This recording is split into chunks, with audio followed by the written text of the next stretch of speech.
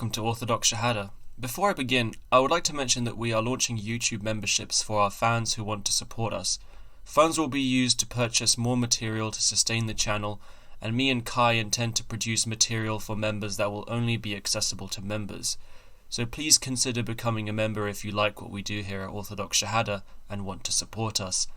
Please remember to like, share and subscribe if you enjoy our content, and if you would like to discuss the content of any of our videos, please join the Discord linked in the description below. The title of this video is Classical Islam's Unusual Metaphysics. This video is the first in a multi-part series produced by me and Kai, which is concerned with interlinked areas of Islamic theology. This first video essay concerns a metaphysical system, which I believe to be highly understated, as it is intimately interlaced with and forms the conceptual backbone to many classical Sunni creedal doctrines. This metaphysical system is known as Islamic atomism. The highly perplexing and unusual nature of this metaphysics does not evade regular people when they first hear about it, as we time and again observe comments by lay Muslims reflecting that they have either simply never heard of these theological views, or that they do not believe them to be representative of traditional Islamic thought. This video will confirm a claim that I made in my previous video on philosophy and religious worldviews, namely the incorporation and appropriation of pagan philosophy into Islam's rational theological tradition. In that video I explain why this is not necessarily a problem in principle, but that it is a problem for Islamic apologists to brandish the Gorgon's head of pagan philosophy when dialoguing with Christians, since philosophy was readily employed by their very own Islamic theologians. The Kalam theologians, including what would become the Orthodox Sunni theologians, virtually universally adopted a philosophical theory called atomism, which is regularly presupposed in their creedal commentaries. In this video you will learn what Islamic atomism is, its dual origins in pagan philosophical sources, the reasons for its adoption, and evidence for its belief in the most celebrated Muslim theologians such as Fakhr al-Din al-Razi, Sa'd al-Taftazani, al-Juwayni and even al-Ghazali, who all represent normative Sunni Islam. I will also go over some problems associated with it due to its metaphysical implications, which I consider to be quite devastating. I will also include a bibliography of my sources in the description below, and important supplementary videos which I strongly encourage viewers to watch for further clarity. Atomism is a kind of philosophy of nature. Philosophy of nature concerns what the material world is made of, also sometimes called an ontology of nature. It seeks to cover the interrelation between metaphysics, which concerns itself with the generalities of being, what it is to be a substance, etc., and empirical science. Philosophy of nature is the account of how the two interlace, which makes it both more specific than metaphysics, but also more general than empirical science. Atomism is one of a handful of the philosophies of nature which, in part, attempts to explain the structure of the universe, or even a particular object, its properties and relations to other objects. This is sometimes called cosmology in literature on antique philosophy. It was a hotly discussed topic in antiquity and remains so even up to today. Consider a simple wooden table. From one point of view, the table can be considered as bearing properties such as its solidity, brownness, earthy scent, and so on. But is it the table as such which bears the properties, or is there something more fundamental, a first subject of these properties? Is there even a subject of properties at all, such that properties merely bundle up or coincide with one another? These are all theories which have been posited. Emeritus Professor of Philosophy at King's College London Sir Richard Sorabji explains, quote, "On visiting Ripon Cathedral in Yorkshire some years ago, I was pleased to notice a carving in the 15th century choir stalls which the writers of the guidebook could not identify. It appeared to represent the people of the world in a howdah on the back of a great elephant, who in turn rested on something which might have been a tortoise. I mention this not as a serious contribution to the history of art, but because the picture may provide a mnemonic for some of the other points I want to make. One thing to notice is that there are several layers of properties superimposed on the ultimate subject. Aristotle describes how to get at the idea of the first subject by means of a thought experiment. One is to take a particular body, say, this table, and in one's thought strip away its properties in layers. One strips away first the more superficial properties, then length, breadth, and depth, in order to find the first subject beneath. There is no suggestion that the first subject could ever exist without having properties. The idea is only that one can think of the first subject without thinking of the properties it undoubtedly has." Unquote. Islamic atomism, or Kalam atomism, posits that the first subject of properties is an existing thing called the atom, an indivisible point particle which is the substrate for properties which are called accidents. These atoms then aggregate to compose what is termed a body, or jism in Arabic. There is historical debate over how many atoms need to join in composition to form a body, ranging from 2 to 16, but the default view is that 2 atoms are sufficient to form the smallest body, which would be a line. The atom itself is properly called the substance, or in Arabic, jawhar, or jawhar al-fard, because it is the most fundamental existent. For example, in the case of a table, which appears to our senses to be a continuous whole, it is actually composed of a finite number of indivisible particles which are agglomerated together with their individual properties to make up the table. You can imagine this sort of like an image on a screen being composed of a multitude of pixels, but instead in 3 dimensions.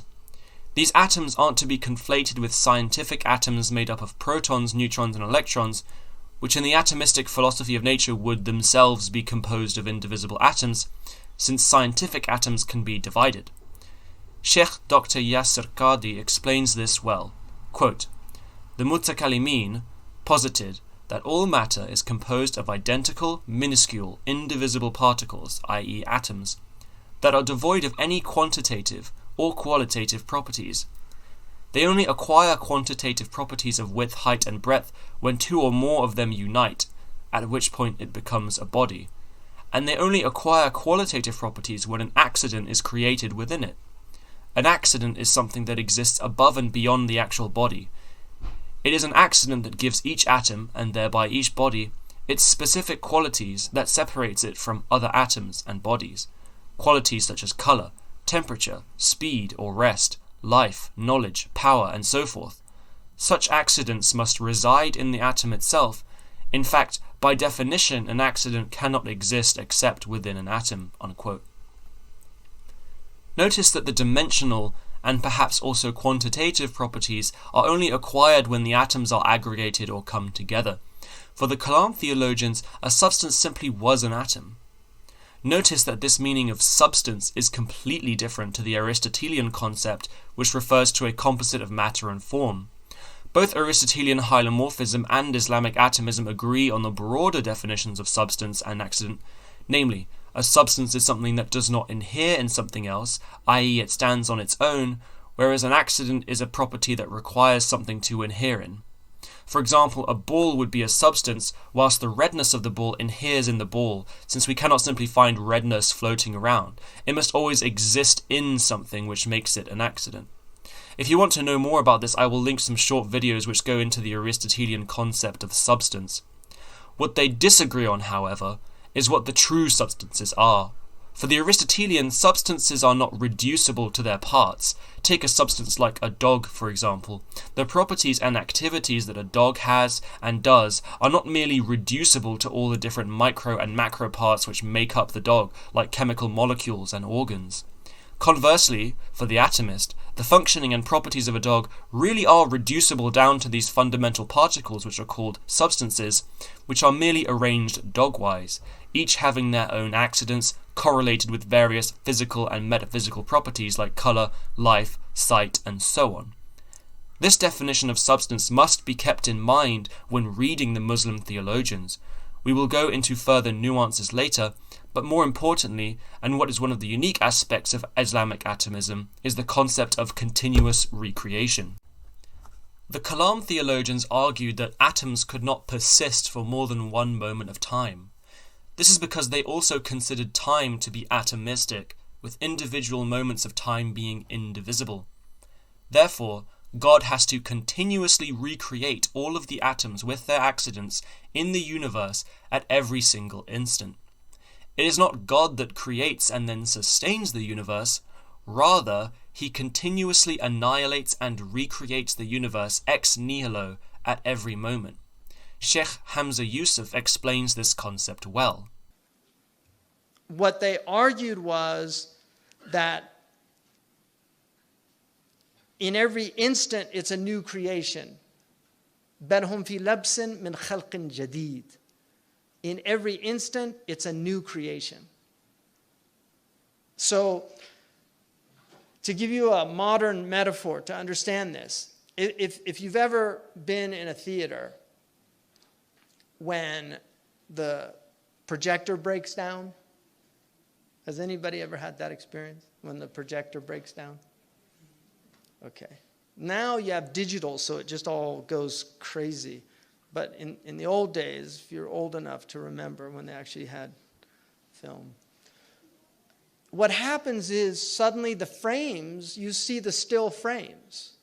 Now between those still frames is a dark space.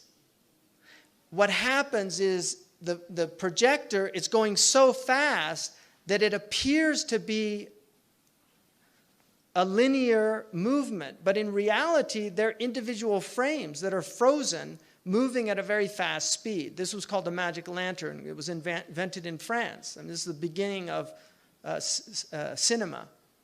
And we, little kids, if you ever did those little papers where you draw the little stick men and then you flip them real fast, and it makes it, kids love that, because what they're seeing is it's an optical illusion.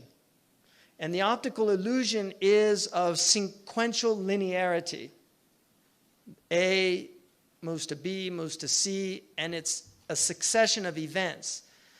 According to the dominant opinion of the Ash'aris, what happens is it's actually an on-off cycle. And so Allah is creating and destroying, it's an on-off. So that He's creating it in each, I mean, we can't even say nanosecond, because we don't know that whatever time that is, it's some type of time, but it's so fast that it creates the illusion that we feel like we're moving around, but in reality, it's just one creation, and then it stops, and then it's again, and then it stops. So we're like those stick men, and Allah's making the thing happen. So when the knife cuts, it's not really cutting. Allah's creating an opening. So the knife is just a sabab. It's Allah who's actually recreating the thing anew. But now it's opening. And then blood. And then, so if you could see it, if you had a, you know, what Imam al-Junayd called fana, you know, annihilation. If you had that moment, you'd go on to an off cycle and you'd see that nothing exists. That's annihilation, where you see that nothing exists except Allah.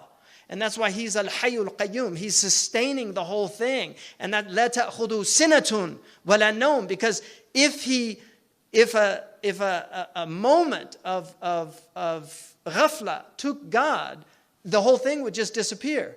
So His qayyumiyyah, you know, in one of the du'as, you know, حَتَّى أَرَى قَيُّمِيَّتَكَ السَّارِيَةَ فِي جَمِيعِ الْمَخْلُوقَاتِ.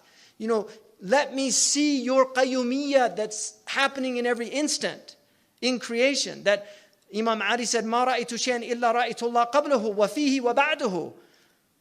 I never saw anything except that I saw God in it, before it, in it, and after it. Meaning that he saw that it's God that's doing all of this in every instant. And that is what the position that most of the scholars took. A seminal paper by Duncan Black McDonald outlining Islamic atomism is a translation of a section from Maimonides' Guide to the Perplexed, wherein he explains the view of the Muslim theologians. Sheikh Dr. Yasir Qadi calls this paper, quote, the most accessible and elaborate explanation of Kalam atomism, unquote. Maimonides describes the view, quote, when an accident is created, it passes away at once. Then Allah creates another accident of the same kind, and so on constantly, so long as Allah wills the continuance of the kind of that accident. Then if He wills to create an accident of another kind in that material atom, He does so. But if He refrains from creating an accident in that material atom, the material atom ceases to exist. This is the position of most of the atomistic theologians, unquote. Maimonides says most, likely because the Mu'tazila, who are historically considered to be Kalam theologians, considered it possible for atoms to persist through more than one moment of time. We will explore this and other nuances later. The doctrine of continuous recreation is intimately tied to the doctrine known as occasionalism, which is explored in a subsequent video.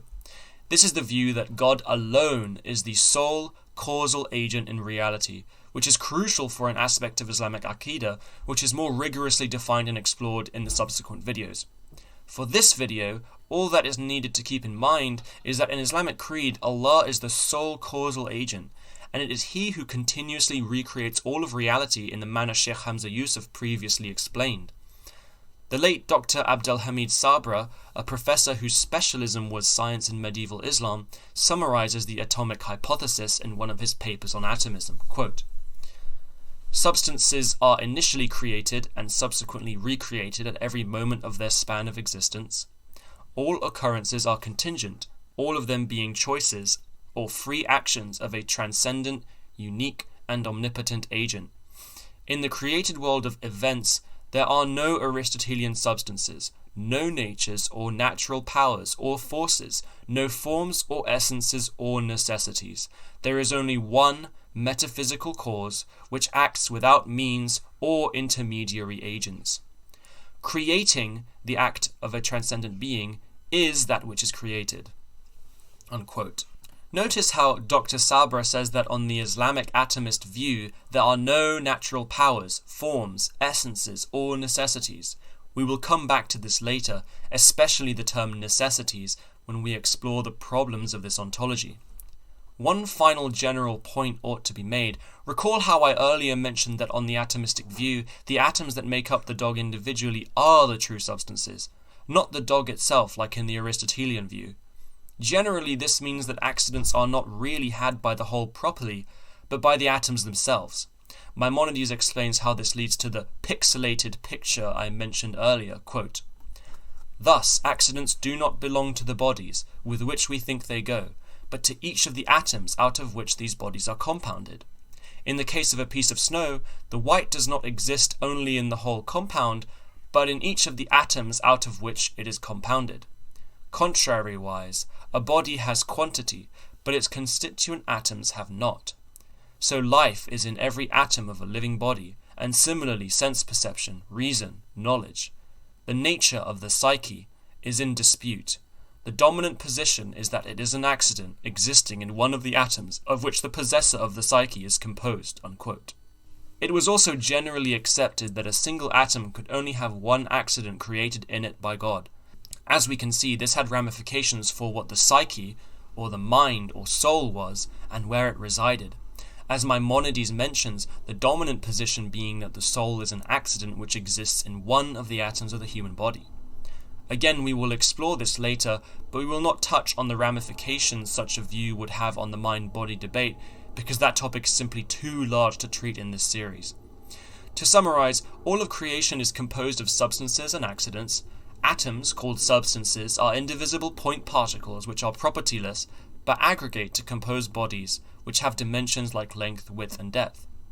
Allah continuously recreates these atoms with their accidents or properties after they annihilate, which is how we observe a dynamic universe. There are no forms, powers, or necessities in creation. Allah alone is the sole causal agent of everything at every single moment in time. This effectively identifies creation with causation, a notion which will be crucial to Tawheed in Kalam and which will be explored in subsequent videos. We are mainly concerned with the philosophy of nature and its ontology in this video.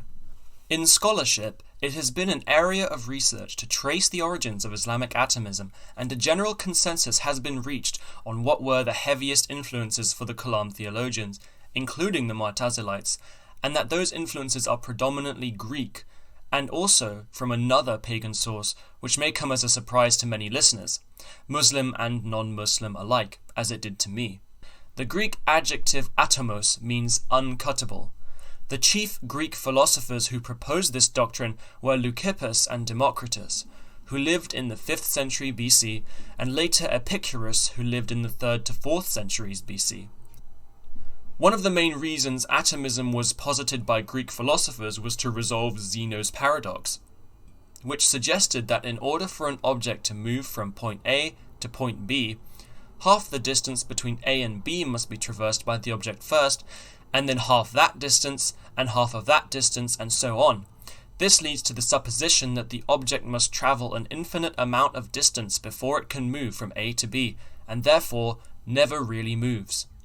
The atomists posited an indivisible distance that would secure the finitude of the distance between A and B so that the object moves and our senses are vindicated. On the other hand, the Aristotelian solution to Zeno's paradox, which was repeated by the philosophers like Ibn Sina, is reflected in the mainstream arithmetic solution, a video on which I will include in the description along with an article. Briefly, the solution states that the parts of a physical distance or object exist in it potentially, though not actually, meaning physical distances and objects are potentially infinitely divisible, but not actually. A 5-meter stick does not actually contain 5 discrete 1-meter length parts. Those parts exist in the stick potentially. The other motivation was to account for the reality of change. Parmenides, a Greek philosopher, argued that change could not be real because it would amount to something coming from nothing. So the ancient atomists posited that change could be accounted for by the rearrangement of fundamental propertyless particles. The Stanford Encyclopedia article on ancient atomism illuminates, quote, Parmenides had argued that any differentiation or change in being implies that what is not either is or comes to be. Although there are problems in interpreting Parmenides' precise meaning, he was understood to have raised a problem about how change can be possible without something coming from nothing. Several pre-Socratics formulated, in response, philosophical systems in which change is not considered to require something coming into being from complete non-existence, but rather the arrangement of pre-existing elements into new combinations. The atomists held that, like being, as conceived by Parmenides, the atoms are unchangeable and contain no internal differentiation of a sort that would allow for division, but there are many beings, not just one, which are separated from another by nothing, by void. Unquote. The idea of Leucippus, who we get from his student Democritus, was that the world is composed of atoms and void, the space between atoms, and nothingness. The atoms themselves have dimensions, unlike in Islamic atomism, where the atoms do not have dimensions, yet are indivisible. Importantly, they do not have properties like color, smell, flavor, etc., like in Islamic atomism. Dr. Berryman explains, quote, Perceptions of color are caused by the turning or position of the atoms. Tastes are caused by the texture of atoms on the tongue, e.g. bitter tastes for the tearing caused by sharp atoms. Feelings of heat are ascribed to friction. Democritus was taken by Aristotle to have considered thought to be a material process involving the local rearrangement of bodies just as much as is perception. A famous quotation from Democritus distinguishes between perceived properties like colors and tastes, which exist only by convention, in contrast to the reality, which is atoms and void. Unquote. Ancient atomists also had rather bizarre beliefs about how the atoms agglomerate and also how reproduction worked. Quote, The changes in the world of macroscopic objects are caused by rearrangement of the atomic clusters. Atoms can differ in size, shape, order, and position, the way they are turned. They move about in the void, and, depending on their shape, some can temporarily bond with one another by means of tiny hooks and barbs on their surfaces.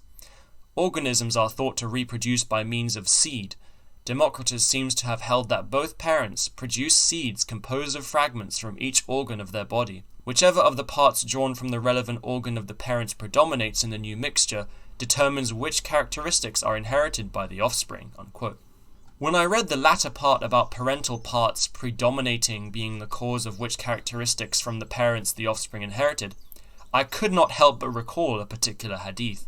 Quote, It was narrated from Anas that Sulaim asked the Messenger of Allah about a woman who sees in her dream something like that which a man sees. The Messenger of Allah said, If she sees that and has a discharge, then let her perform a bath. Salama said, "O Messenger of Allah, does that really happen?" He said, "Yes, the water of the man is thick and white, and the water of a woman is thin and yellow. Whichever of them comes first or predominates, the child will resemble that parent." Unquote. I will let the viewers make of that similarity what they will. Epicurus was an ancient atomist who succeeded Democritus. He changed Democritus's atomism due to Aristotelian critiques in major ways, but the most relevant is that he considered atoms to have real properties that were not merely conventional. This was also unique to Islamic atomism, and part of what caused scholars to locate the influence in Epicurean thought. Dr. Berryman explains, quote, "Epicurus seems to have taken a different view on the nature of properties, denying Democritus's claim that perceived properties only exist by convention. His successor, Polystratus, further defended and elaborated a claim about the reality of properties, including relational properties." Unquote. One of the main seminal works, along with McDonald's paper, is that of Shlomo Pines, a scholar of Islamic philosophy who paid a great deal of attention to Islamic atomism. In the work called Studies in Islamic Atomism, Pines' dissertation from 1936 is translated in English, with the most current English version of the book being published in 1997.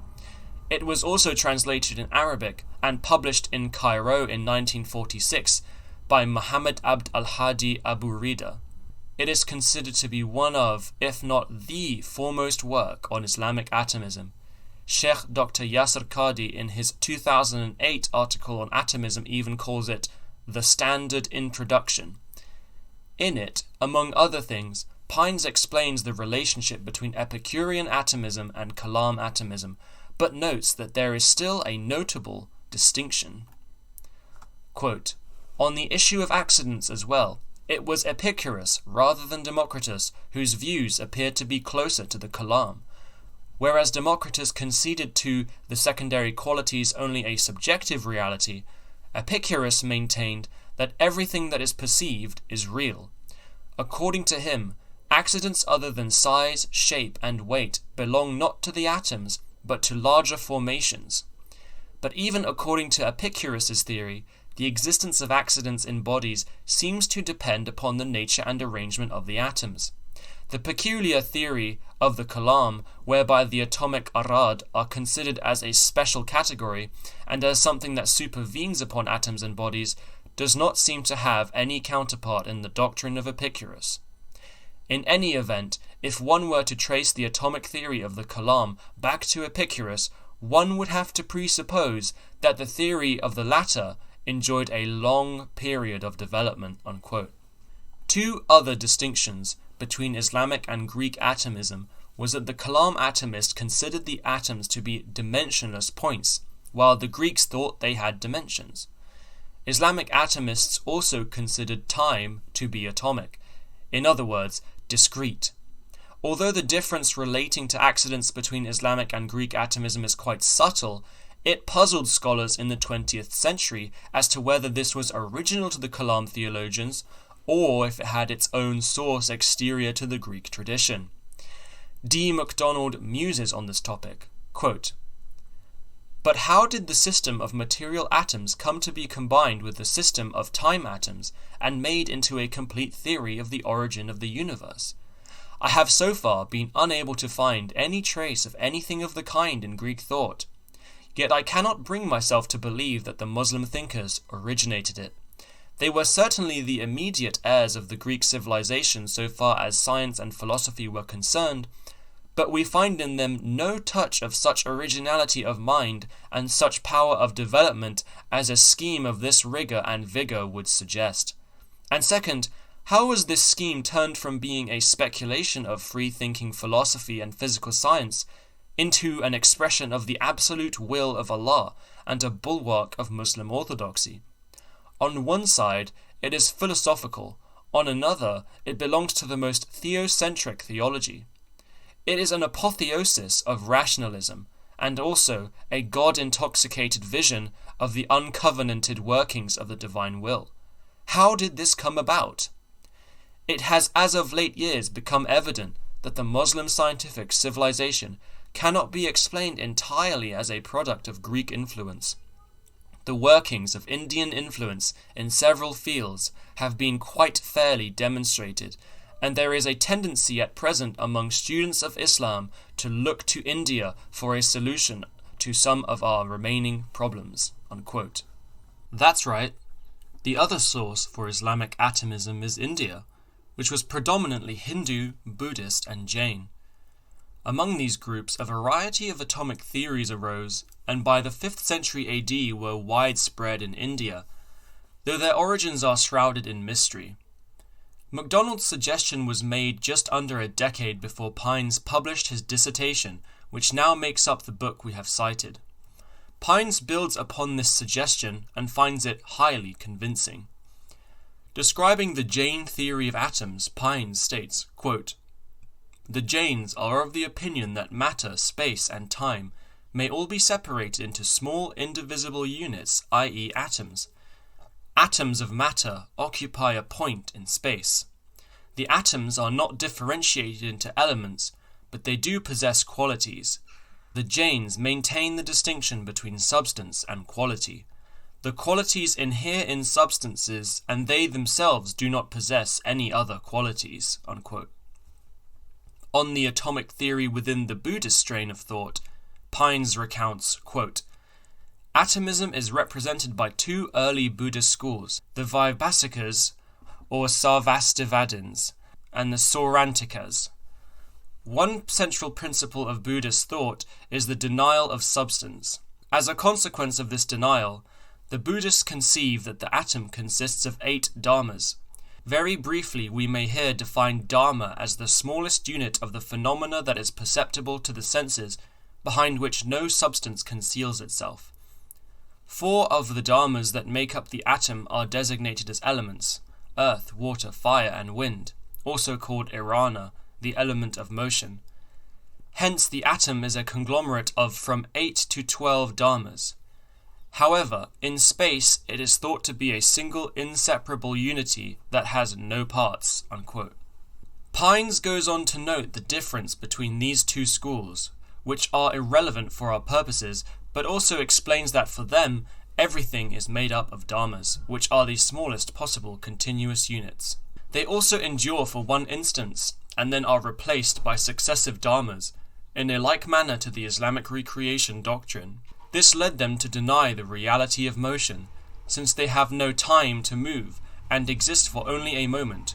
Rather, what is actually going on is just dharmas appearing and disappearing, giving the illusion of motion. This perhaps makes Indian atomism more consistent on the question of motion, as we will see later.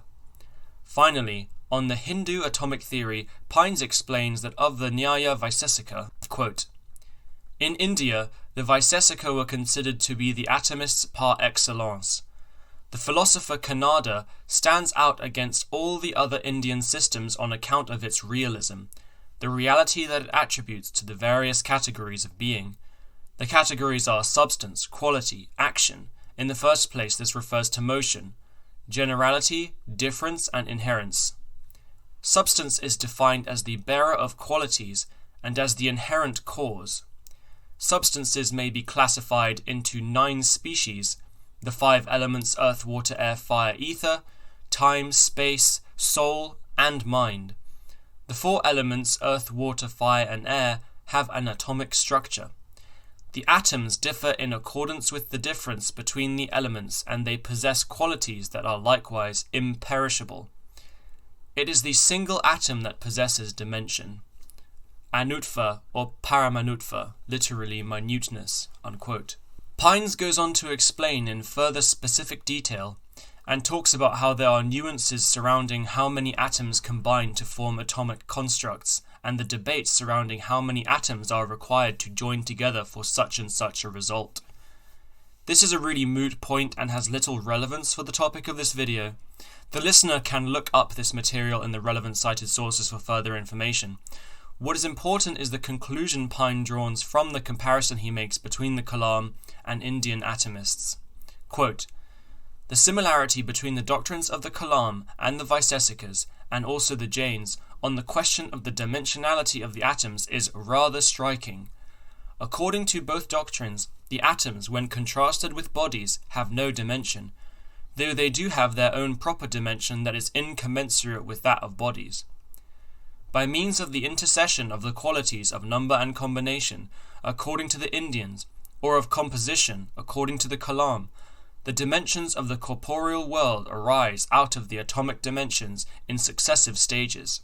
To the best of my knowledge, speculations of this sort are unknown in Greek atomism." Unquote.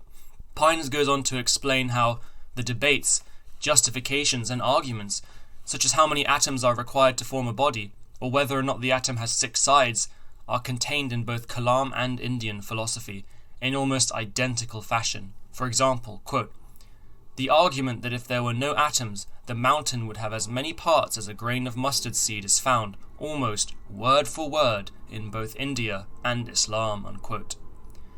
Pines continues, quote, "Now in both the Islamic and Indian atomistic systems, the idea that qualities comprise a distinct category of being is elaborated very extensively, and this has no parallel among the Greeks. And the similarities may be pressed yet further. For example, consider the statement that a quality or an accident can inhere only in a substance, but not in another quality. This remark reflects a peculiar conception of qualities that certainly cannot be attributed to any Greek influence. As we have already noted, the very idea was repugnant to the philosopher. But this conception is found in the early Kalam, and also in India among the Vaisesikas, where we encounter it already in the Sutras, among the Jains, and also in the Tattvarthadigama or Umasvati." Unquote. Pines goes on and on to great lengths arguing that all these unique aspects of Kalam atomism which are not found in Greek atomism find themselves in earlier Indian atomist sources. If this is the case, then it seems the only original contribution to the atomic theory from the Islamic theologians would be the role of Allah as the one who is sovereign agent over all the atoms and recreates them at every moment. For my part, it seems that there was a dual influence from both Greek and Indian sources. I find it hard to accept that the Greeks who preceded the Kalam theologians had no part to play in the handing on of atomism, and given the analysis of a book we will be citing shortly, both sources seem highly plausible. To summarize, this would essentially mean that a modified form of ancient atomism was adopted by the Muslim theologians, who shoehorned Allah into the scheme. But is it really that crude? And what was the motivation for the Islamic theologians to take on this theory of matter and ontology, rather than all the other ones which were available? We will talk about this later, but the puzzlement over this philosophical move can hardly be understated. McDonald humorously notes, quote, "And it is part of the perpetual irony of the history of philosophy, and a warning against a conception of a necessary, for us, sequence in thought, that the supposed godless system of Epicurus had been pressed into the service of the most absolute theism conceivable." Unquote. The irony isn't lost on specialist of Kalam theology and Islamic atomism, Dr. Mehmet Bulgan, either, when he humorously notes in an interview by FEIISP. Atomism, of course, it's very interesting that Mutakallimun adopted atomism, because before Mutakallimun embraced atomism, it was regarded as a heretical theory, because in ancient Greece it was defended by materialists such as Democritus and Epicurus. I usually make a resemblance between atomism and evolutionary theory in our today world. You know, theists usually criticize evolutionary theory, but consider Mutakallimun's time, everyone, especially Christians and other philosophers who gave place God, for instance, Aristotle and Plato and others, criticize atomism. Why? Because it is atheistic theory.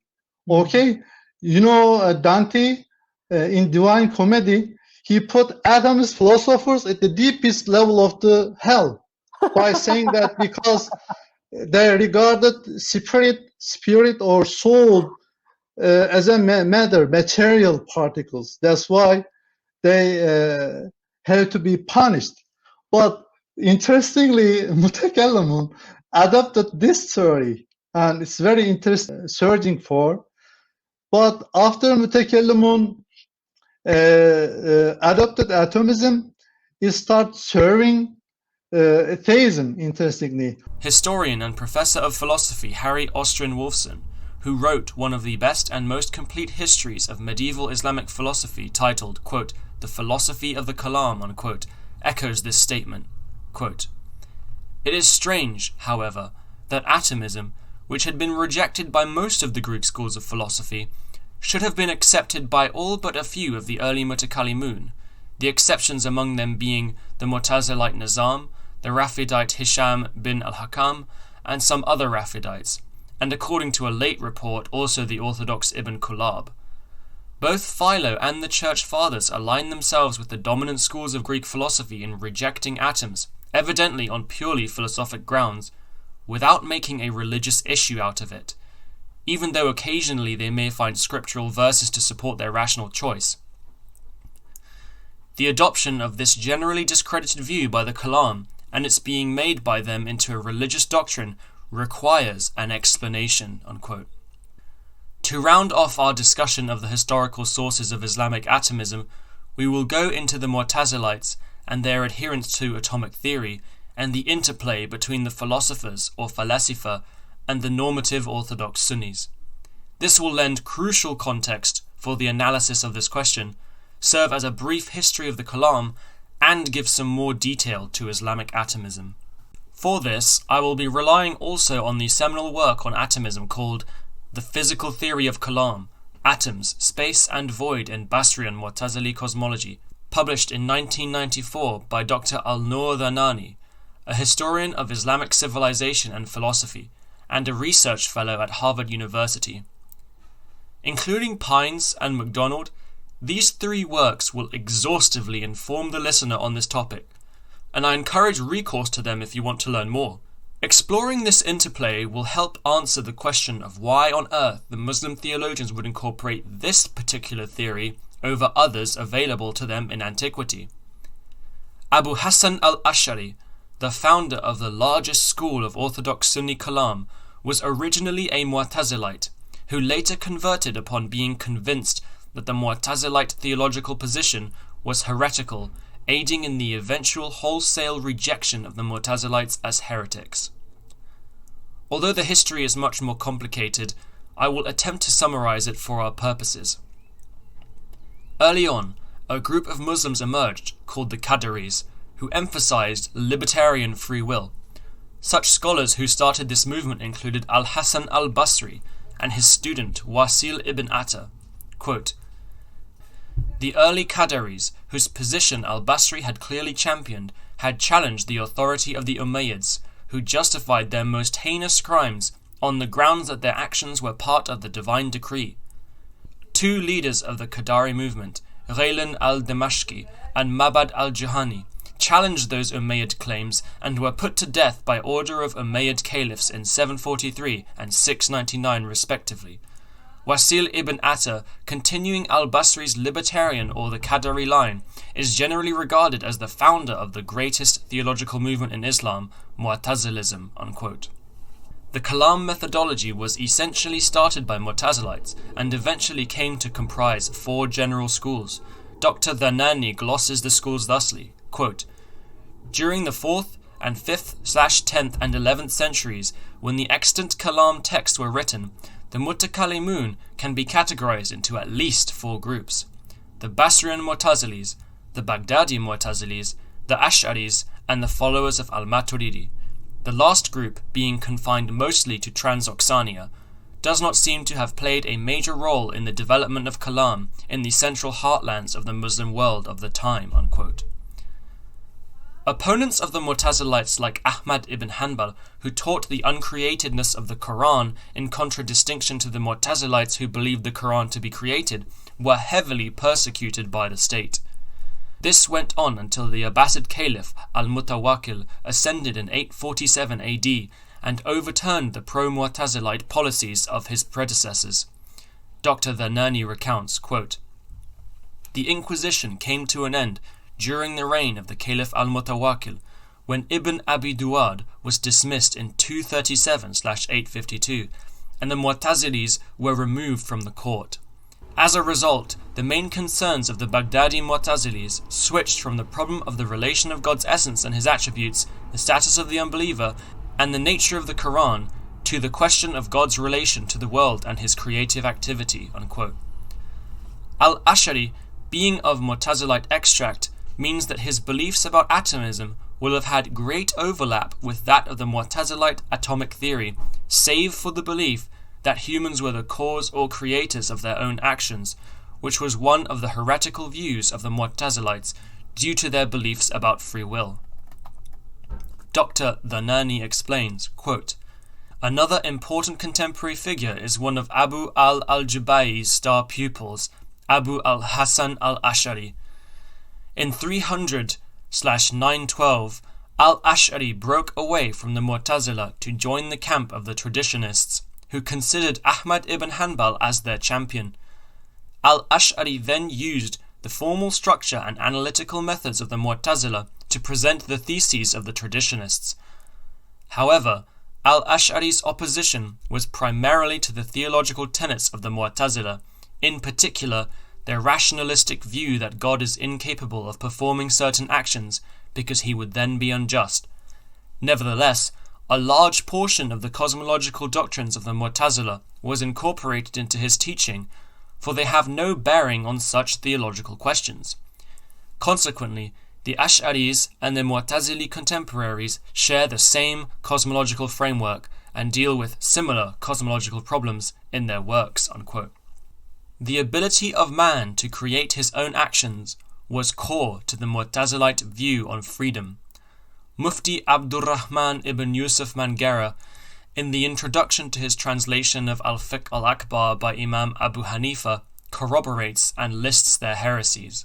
Quote, "Unlike the Ahl al-Sunnah wa al-Jama'ah, they believe that Allah creates his speech in a body and that the Quran is therefore created. That reason can dictate the righteous and wicked to Allah and obligate him to declare it as such, that it is obligatory on Allah to punish the sinner and reward the obedient, that the servant is the creator of his willful actions, and that unbelief and disobedience are not created by Allah, hence they are also Qadariyya." Unquote. The Mu'tazilites even list some of those accidents that man has the ability to create.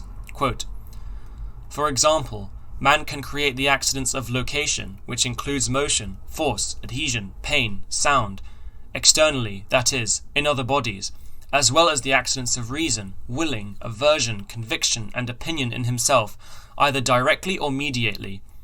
These accidents of colour, taste, odour, heat and cold, humidity and dryness, life, the autonomous power of action, instinctual desire and loathing, and annihilation are, on the other hand, directly created by God." Unquote. The rejection of this view by Ahl Sunnah can hardly be understated. To preserve God's sovereignty, God must be the sole causal agent and creator of all accidents at every sequential moment in time, including obedience and disobedience, good and evil. This occasionalist view will be fleshed out more in a subsequent video, but the take-home message here is that al-Ash'ari modified the atomic theory he inherited from his Mu'tazilite days in order to accommodate what he conceived to be the correct Islamic theological teaching. The philosophers among the Muslims absolutely loathed the Kalam and were proponents of Neoplatonic and Aristotelian cosmologies, which greatly influenced their theology, such as having views of radical divine simplicity like the Mu'tazilites. Dr. Dhanani corroborates, quote, "Because the practitioners of Kalam, namely the Mutakallimun, regarded their discipline to be a philosophical metaphysics, they were the intellectual rivals of the Falasifa, the practitioners of Falsafa, who were the representatives of the Neoplatonized Aristotelian tradition in the Islamic milieu. The Falasifa, who considered themselves to be the true philosophers and heirs to the Hellenic intellectual tradition, viewed the rival discipline of Kalam with extreme disdain and considered it to merely be an apologetic in service of the religion of Islam." Unquote. Needless to say, the philosophers heavily criticized Kalam atomism to the point that to take an Aristotelian or Neoplatonic philosophies of nature would de facto rank you among the philosophers, while taking on an atomic philosophy of nature would de facto rank you among the Kalam theologians. A great number of arguments for and against atomism were traded, with Ibn Sina being one of the foremost opponents of Islamic atomism. Particular geometrical arguments were employed. Dr. Vernani cites Ibn Sina, quote, Ibn Sina, for one, states, "The existence of indivisible atoms entails that there can be no circle, right-angled triangle, nor many other geometrical figures, for in the case of the circle, the outer perimeter will be greater than the inner perimeter with which it is in contact. But what is in contact must equal that with which it is in contact, and cannot be greater. As for the right-angled triangle, when two of its sides are both 10 units long, its hypotenuse must be equal to the square root of 200. But this is impossible in the atomist system, and cannot exist, for if it were possible, atoms would be divisible, but they are not divisible." Vernani goes through a whole slew of arguments for and against atomism on the basis of logic, conceptualized thought experiments, geometry, and more, which the listener can go read for himself. The important point to grasp is that atomism was vociferously opposed by the philosophers and vigorously defended by what would become the normative orthodox Sunni position. As a side note, Vernani challenges Pines and argues that the Kalam theologians did not consider the atom to be a dimensionless point, but that it did in fact have magnitude. Whether the atom is dimensionless as Pines claims, or not as Vernani claims, is immaterial to our video. Pines seems to favour Indian influence, whilst Vernani seems to favour Epicurean Greek influence on Islamic atomism. Fakhruddin Razi, a renowned Shafi'i Ash'ari theologian, famed for his 32-volume commentary on the Quran, was one of the primary defenders of atomism in the face of criticism from al-Biruni, who utilized Ibn Sina's arguments. Dr. Adi Setia, who has served as an associate professor for the Center of Advanced Studies on Science, Islam and Civilization, wrote an excellent paper overviewing al-Razi's vigorous defense of atomism in response to Ibn Sina's historic arguments. His concluding speculations will help elucidate the question of why the Kalam theologians adopted atomism as their de facto philosophy of nature. The first, rather simple and uninteresting reason was that the Kalam theologians seemed to find atomism to be a genuinely convincing solution to various geometric questions, and in particular to Zeno's paradox. This is clear in Vernani's book, and Setia quotes one of the geometric arguments al-Razi makes. Quote, "By means of these four proofs, it is thereby established that the locus of contact is something indivisible, and we say further that if such is the case, then it is imperative to recognize the existence of the indivisible atom. This is so because when we roll the sphere over the plane a full circle, there is no doubt that whenever the locus of contact leaves a point, the locus of contact again obtains at another point, and there is nothing intervening between these two successive contact points. This is because we are speaking about that second point at which contact is realized at the very moment when contact ceases at the first previous point, and thus, on this supposition, a line is traced through a composition of these successive contact points, and if a line is obtained through a composition of points, then likewise a plane is obtained through a composition of lines, and a body through a composition of planes. Therefore, on this supposition, the locus of contact on a circle is something indivisible, and by the drawing together of similar indivisibles, the body is obtained. Such then is what is meant by the indivisible atom." Unquote. Al-Razi, like al-Ash'ari, also considered the debate over how many atoms were required to form a body to be irrelevant, and opted for the simplest option, like al-Ash'ari, for the view that 2 atoms were sufficient to form a body.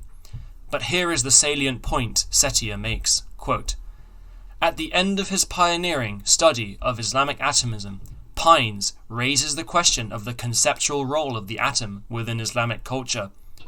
But in order to handle the problem of indigenous conceptual role adequately, one has also to consider seriously the very likely possibility of an essentially indigenous Quranic inspiration of Kalam atomism, in respect of which engagement with non-Islamic atomism and hylomorphism may serve only to provoke its formal theologico-scientific articulation and explication in metaphysical, geometrical, and physical terms." Unquote. Nonetheless, what was the Quranic inspiration for the Islamic theologians to adopt atomism that Setia is talking about?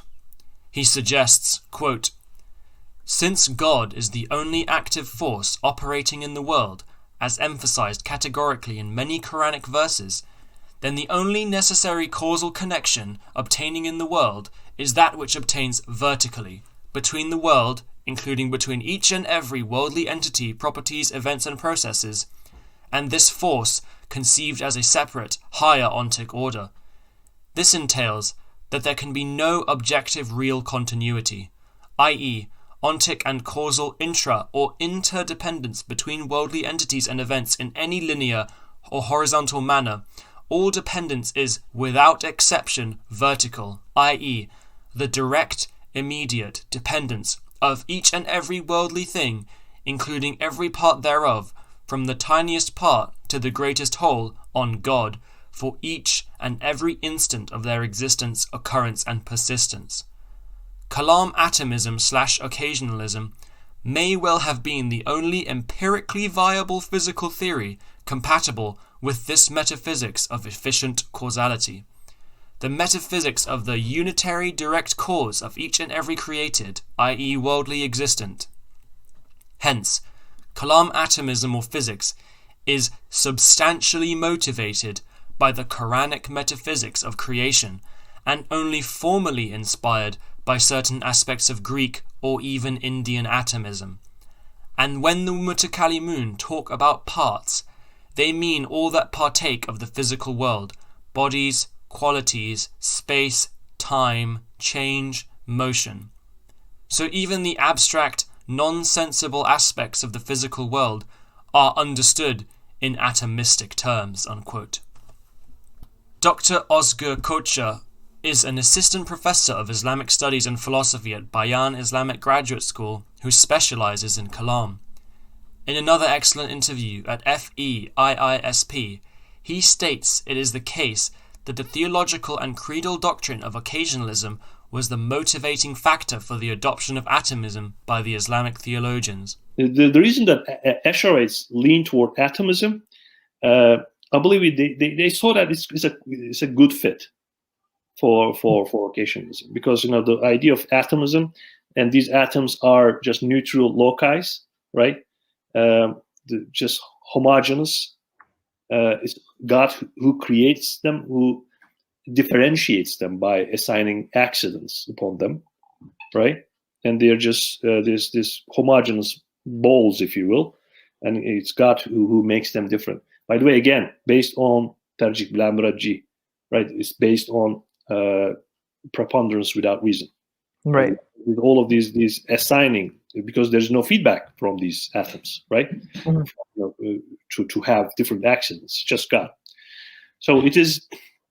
I think they saw that as a quite handy, if you will. There is one other reason, which I consider secondary to this one, that I believe was the main motivating factor for the adoption of atomism. Let us consider this primary motivating factor in light of al-Ash'ari's defection from Mu'tazilism. When al-Ash'ari defected from the Mu'tazilites, he criticized the Mu'tazilite understanding of atomism for not yielding enough to divine sovereignty. Many Mu'tazilites believed that some accidents could persist for more than one moment and so did not need to be recreated directly by God. Rather, they could persist for 2 or more moments of time on their own. Quote, "The Basrian Mu'tazilis, therefore, reject the view that atoms or bodies continue to exist because of God's command to them, quote, continue to exist, unquote, because when human beings utter the same command, it does not produce this effect. In their view, the reason for the continued existence of atoms and some classes of accidents for an extended duration is entirely different, namely, their continued existence is a consequence of the kind of objects they are. The Basrian Mu'tazilis have no need, in the case of atoms, for an inhering accident of continuing to exist, as the Baghdadi Mu'tazilis hold, nor do they require God's command to continue to exist, whether at every moment or just at the moment of creation, as Abu al-Hudayl holds, for the continued existence of both atoms and some accidents. Rather, atoms and the bodies they constitute, in addition to the accidents of colour, taste, odour, heat and cold, humidity and dryness, life, the autonomous power of action, location and adhesion, can continue to exist for an extended duration because this is a property of the kinds of objects they are." Unquote. For al-Ash'ari, this implied that the atoms had their own inner principle which secured their duration, and therefore could be the cause of their own continued existence. This undermined divine sovereignty, because only Allah could be a cause or principle of something's continued existence. So al-Ash'ari modified the mainstream Mu'tazilite view to the effect that atoms and their accidents could not endure for more than one moment. Quote, al-Ash'ari's own position is stated by Ibn Furak. He believed that none of the accidents can continue to exist for an extended duration, while atoms and bodies may continue to exist for an extended duration. He believed that continuing to exist, baka, is an accident which cannot itself continue to exist for an extended duration. A body continues to exist for an extended duration by the recreation of its accident of continuing to exist at every moment. Unquote. So strongly committed to was the theological doctrine of occasionalism by Orthodox Sunnis that Ibn Arabi critiques al-Ash'ari for continuing to believe in the first subject of properties, the atom, as a substance which stands by itself. In Ibn Arabi's view, Ash'ari's atomism did not permit enough divine sovereignty, that the idea of the atom itself as conceived by al-Ash'ari was not occasionalist enough, so atoms had to be done away with, such that accidents would be the only existing things apart from God. Quote, Ibn Arabi does not criticize the Ash'arites for their occasionalism, but rather for being inconsistent, for not following their theory of causation to its logical conclusions, for positing and maintaining the idea of self-subsistent substances, despite the fact that this contradicts the basic tenet of their worldview, the continuous creation of the world. Therefore, I think Ibn Arabi criticizes the Ash'arites not for being occasionalist, but for not being occasionalist enough. Unquote. Besides Abu Hassan al-Ash'ari and Fakhruddin Razi, there were other great pillars of Islamic theological thought who believed in atomism and even presuppose atomism in their creedal commentaries, such that their commentaries are confusing in places if you do not understand that they are atomists and not Aristotelians. Abu Mansur al-Maturidi was the founder of one of the main orthodox Sunni Kalamic schools which bears his name. Dr. Mehmet Bulgun, who we briefly mentioned earlier, is a specialist in Kalam atomism and a professor at the Faculty of Theology in Marmara University in Turkey. In no less than 40 pages, in a paper called Al-Maturidi and Atomism, he goes to great lengths to prove that al-Maturidi was an atomist like those who succeeded him, contra the Orientalists. He had to do this because some scholars have suggested that Maturidi held to Aristotelian hylomorphism, presumably because of his use of the term natures, al-Tabai. In his interview at FEIISP, he scoffs at this notion. Interestingly, they reached different conclusions. For instance, one article says that Imam Maturidi defended bundle theory. Another article, Imam Maturidi defended natures, tabai. But if you consider early Kalam, bundle theory and the theory of natures are opposite. How did Imam Maturidi both defended contradict opposite theories? Also, there are some books in Turkey, for instance, which says that Imam Maturidi was defending Hayula and Surah, matter and form theory. So that's why also by benefiting by background coming from atomism, because I wrote 2 books regarding atomism, I tried to explain the position of Imam Maturidi, but I felt some difficulties. It is not easy to grasp what Imam Maturidi exactly says regarding any natural theologies. One of the pieces of evidence Bulgan gives is that Maturidi's definition of body as found in his main work, Kitab al-Tawhid, the Book of Monotheism, is identical to that of the standard atomistic understanding. Quote, however, soon enough, Imam al-Maturidi provides us with the very definition we have been seeking. While giving reasons for why God cannot be called body, at the next page he uses the word composite, muallaf, for the body. Quote, in the sensible realm, the term body is not used for the things that do not possess the quality of being divided and separated into parts. Thus, it is established that body is the name of that which has dimensions such as length and width, and that which is composite. Unquote. Saying that indivisible things in the sensible world cannot be referred to as body brings him closer to the atomistic mutakallimun, who assert that an indivisible part cannot be a body. Moreover, Imam al-Maturidi's explicit use of the word compound, al-muwallaf, for body distinguishes him from the defenders of the hylomorphic definition of body, which claims that the body is contiguous in itself, i.e., it does not actually carry discrete parts that are apparently not bodies in themselves. Unquote.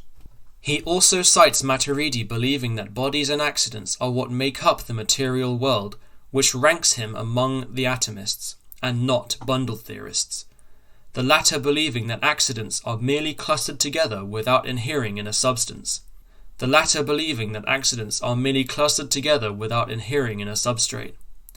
Not only this, but also the way that Maturidi describes wind in his Tawilat al-Quran as a transparent body is atomistic. The atomists believed that things like wind were bodies of atoms that were thin or sparse rather than densely packed. Bulgan follows, quote, also his, Maturidi's, view that the existence of the transparent invisible bodies is possible brings him close to the view of some mutakallimun, such as Imam al-Ash'ari. This is because Imam al-Maturidi regarded the human being as an apparent visible body, just as Imam al-Ash'ari did, and refused the ideas implying that humans substantially have a transparent spirit beyond his visible body, or that there is an immaterial abstract substance associated with it. All these opinions bring Imam al-Maturidi closer to the classical atomist perspective, which defends that the bodies in the universe are constituted of indivisible substances and accidents. Unquote. And in the footnote to this, we see that it was al-Ash'ari's view that the soul was a material entity, a thin body like wind. Quote, al-Ash'ari brought evidence with the phrase, the spirit came out, to the truth of his view that the spirit was air/wind. Exiting, coming out, is one of the attributes of body and substance, because going out means moving from one place to another. Al-Ash'ari's judgment of the soul was like his judgment of the wind, air, and even the soul itself meant wind or air. Unquote. This rounds off our earlier point about the view of the soul in the Kalam, which seems initially to have been considered material by the most celebrated founders, but over time has been considered immaterial. But a more detailed study would need to be undertaken to ascertain the development of this view, something we may do in the future. Finally, among other evidences, Bulgan adduces the fact that Maturidi's successors promoted atomism. For example, Abu al-Mu'in al-Nasafi, who is considered one of the most important Maturidi theologians, quote, indicates that al-Maturidi embraced atomism and defended the prevailing Kalam view that the universe is composed of indivisible substances and accidents. For example, al-Nasafi describes the constituents of the universe as follows, quote, as for the parts of the universe, most of the Mutakallimun claim that it has three parts, substances, bodies, and accidents. Sheikh Abu Mansur al-Maturidi, however, did not approve of this classification because there is a possibility of interpenetration among them. Since bodies are composed of substances, they are also substances at the same time. Unquote. Here, al-Nasafi's explanations, and in particular his statement that bodies are composed of substances, contains an indication that al-Maturidi embraced an atomist model that posited that bodies in the universe consist of indivisible substances known as atoms, unquote. Bulgan concludes his paper, quote, "Finally, we should note that close and distant classical period followers of al-Maturidi, like Abu al-Mu'in al-Nasafi, who possessed books of his that have not reached us, did not have any doubt that al-Maturidi after all embraced the standard model of Kalam atomism, defended atomism to the degree that they sometimes charged anti-atomists to be heretical. In classical Islamic thought, anti-atomism is attributed to al-Nizam and other marginal groups like the Falasifa, and it is not possible to consider Imam al-Maturidi within these groups that are commonly regarded as heretical," unquote. Notice how Bulgan points out that the acceptance of other philosophies of nature and anti-atomism would have ranked al-Maturidi in common with the heretics, in line with what I suggested earlier. Maturidi's avoidance of systematically laying out his philosophy of nature was seemingly due to his overall methodology of preferring to abstain from delving into topics not immediately pertinent to expounding theology. Sa'd al-Din al-Taftazani, another famous Muslim theologian, but of the Ash'ari persuasion, presupposes atomism in his commentary on Najm ad-Din al-Nasafi's highly authoritative creed. Ibn Khaldun, a major Islamic historian who has been described as the founder of modern historiography, said of Taftazani, quote, "I found in Egypt numerous works on the intellectual sciences composed by the well-known person Sa'd al-Din al-Taftazani, a native of Harat, at one of the villages of Kharusan. Some of them are on Kalam and the foundations of fiqh and rhetoric, which show that he had a profound knowledge of these sciences. Their contents demonstrate that he was well versed in the philosophical sciences and far advanced in the rest of the sciences which deal with reason," unquote. In fact, so assumed is the atomistic philosophy by Taftazani in his commentary that the translator has to give you an explanation of what atomism is on pages 24 to 26 of his introduction, because of Taftazani's frequent use of substance-accident language, which makes no sense if interpreted as Aristotelian notions.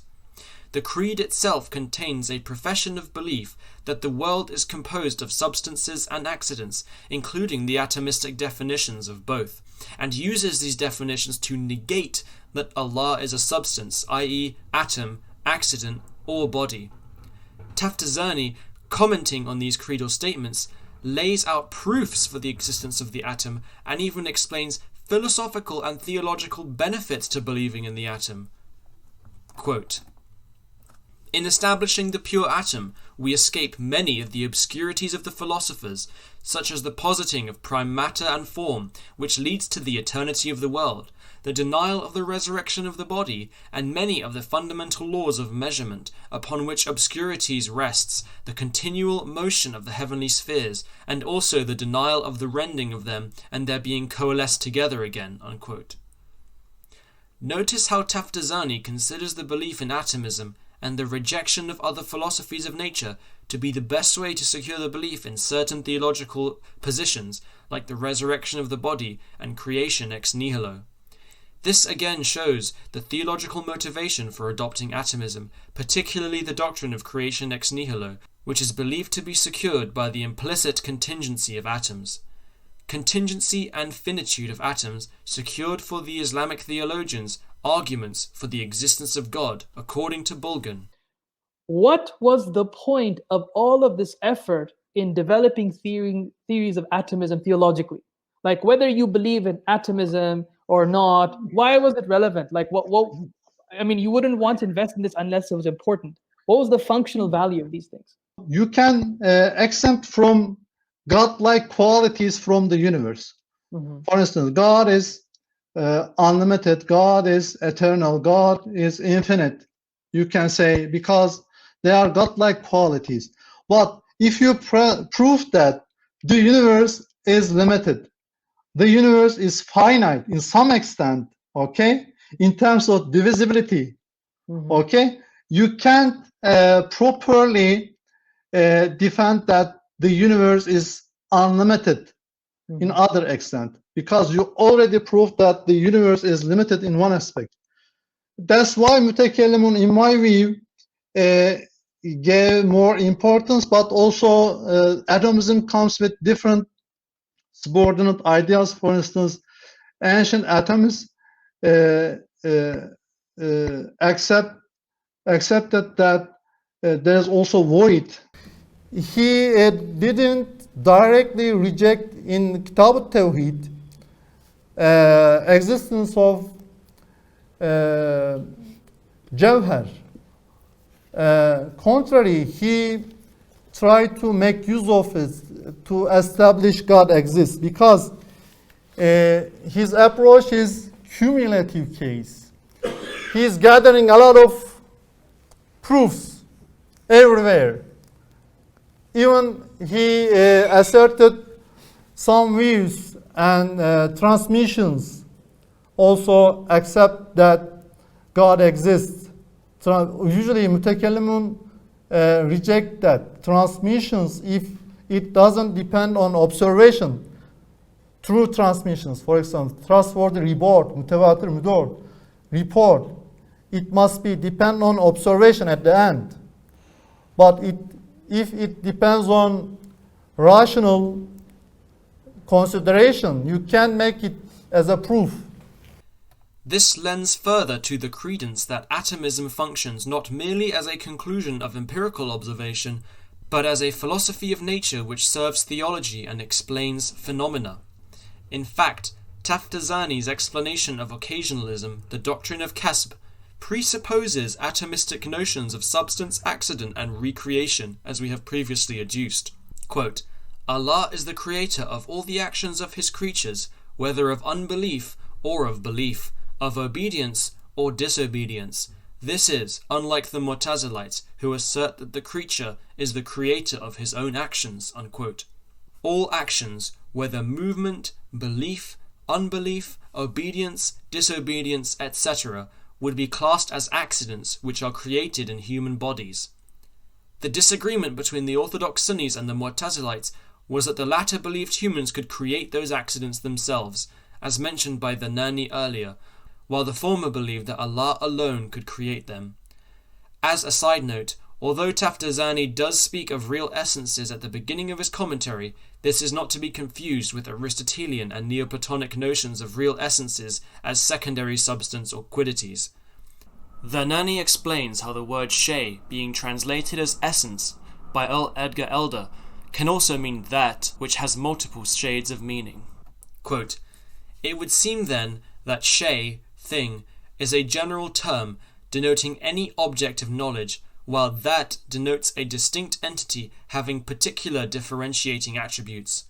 In many places, however, these two terms are equivalent. Thus, al-Nisaburi states, quote, the intended meaning by our saying that is that it is something which can be known and be the subject of predication. Unquote. In fact, it is in this very section of al-Nasafi's creed where Taftazani comments that he affirms the existence of real essences as being, quote, in contradiction to the sophists, unquote, and argues for the possibility of knowing and perceiving real essences. This makes the correct interpretation of essence here to be an existing object of knowledge, such as atoms and bodies, which would be more akin to an Aristotelian primary substance. These would both be known as real entities, but the term that can also range over accidents, since they are also real objects of knowledge. This corroborates the Nani's analysis of Kalam epistemological debates with the sophists being over this very thing.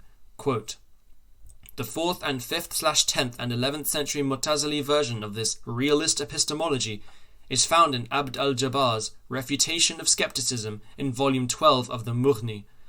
Abd al-Jabbar is drawn to discuss visual illusions, which had been the basis of the skeptical argument against the veracity of visual perception in antiquity, and thereby of knowledge gained as a result of such perception, and by extension of all perceptive knowledge. Abd al-Jabbar rebuts this skeptic argument and strongly defends the veracity of perception. Unquote. And, quote, what then of compound objects? Doesn't a compound object like a man also have distinct differentiating attributes? Isn't the term that applicable to him?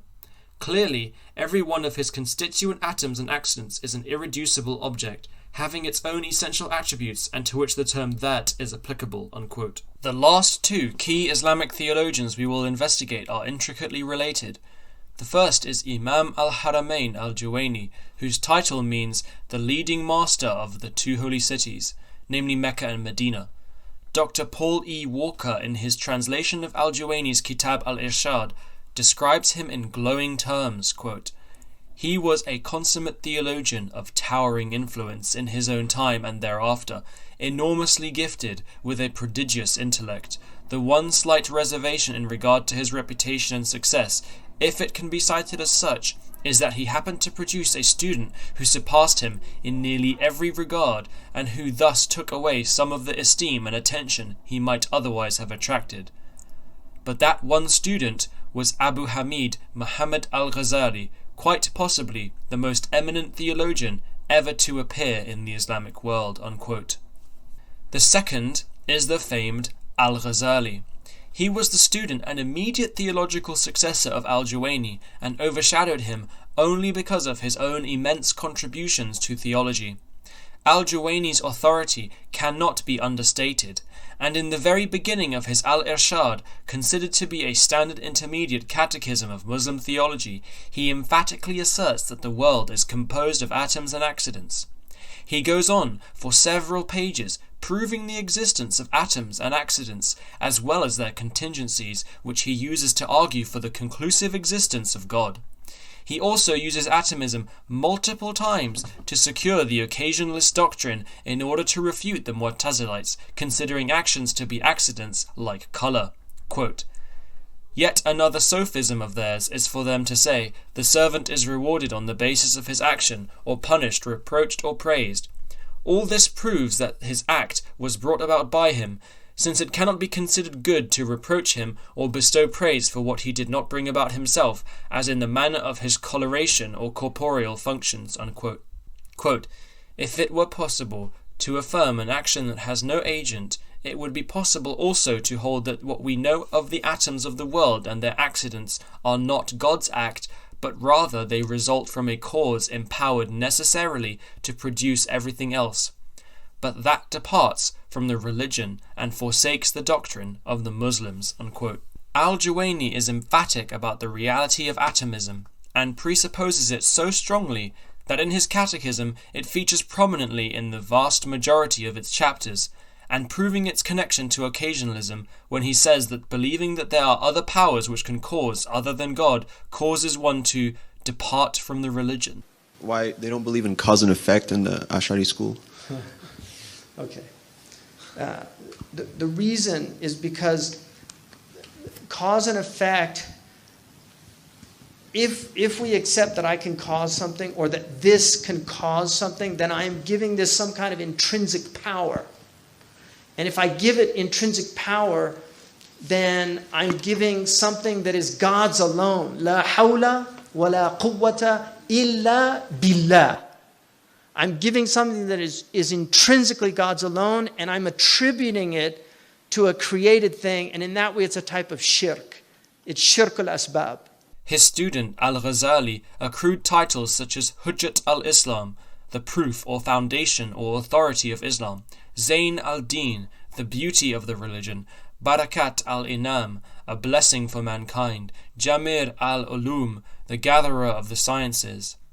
It seems that al-Ghazali also held to Islamic atomism like the rest of the Asharite school and his predecessors, because like Maturidi, he uses identical definitions of substance and body.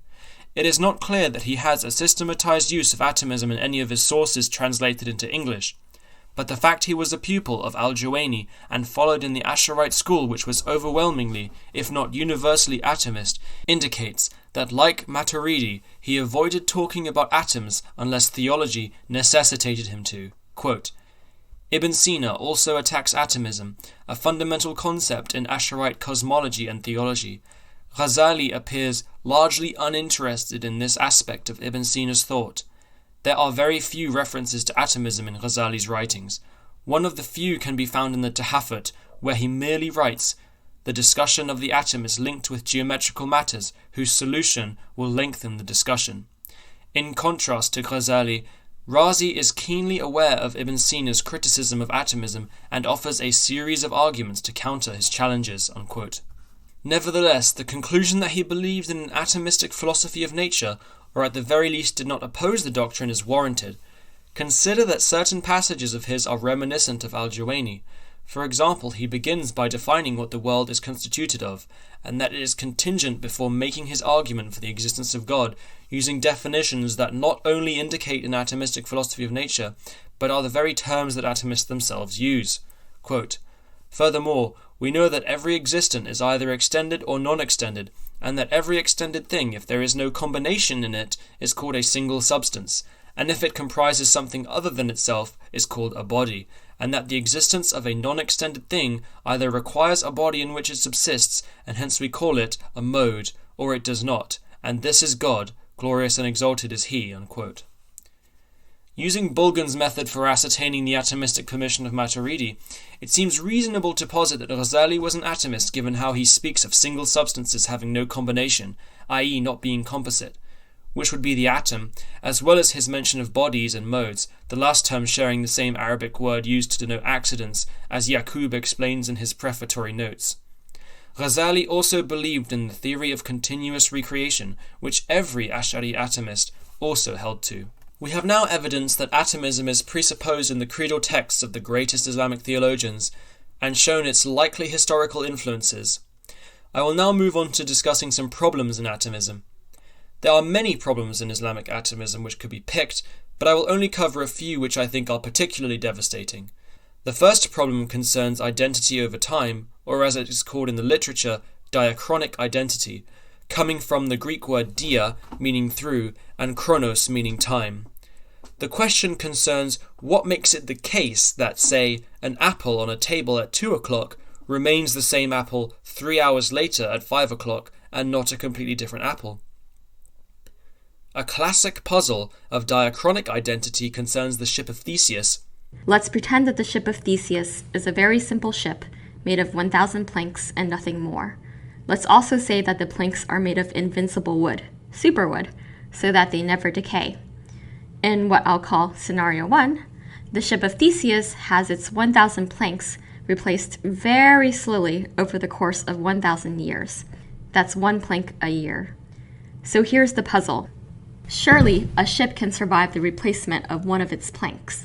In year 1, when the first plank is replaced, it's still the ship of Theseus. In year 2, when the second plank is replaced, it's still the ship of Theseus, and so on through year 1000.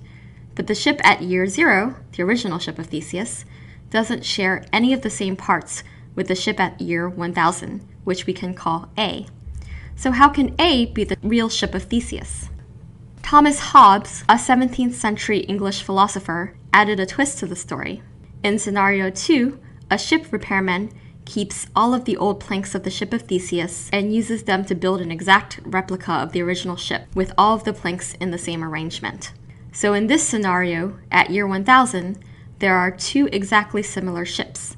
The one whose planks were gradually replaced, which we called A in scenario 1, and the one built from the old planks, which we can call B. Now, A has the same claim to being the real ship of Theseus as it did in scenario 1, but B also has a good claim to being the real ship of Theseus.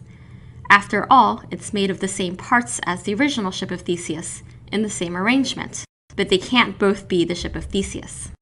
Needless to say, these kinds of ontological puzzles are complex and have a variety of answers, and with respect to the ship of Theseus, I will post a detailed video in the description investigating it.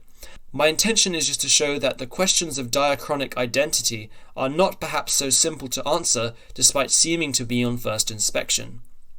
The security of diachronic identity is crucial for our day-to-day lives, and especially in the scientific method.